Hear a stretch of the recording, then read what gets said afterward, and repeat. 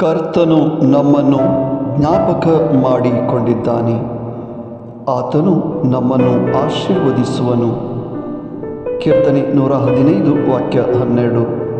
ಸ್ನೇಹಿತರೆ, ನಮ್ಮ ಸೃಷ್ಟಿಕರ್ತ ದೇವರು ನಮ್ಮನ್ನು ಯಾವಾಗಲೂ ಜ್ಞಾಪಕ ಮಾಡಿಕೊಂಡಿರುತ್ತಾರೆ.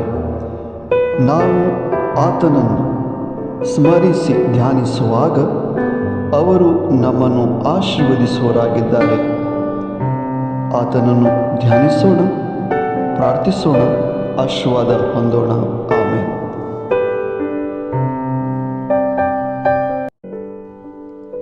सर्वेस्पोर आमचो उगडास करता तो आमचेर आशीर्वाद घालतलो. कीर्तना 115 ओळ 12.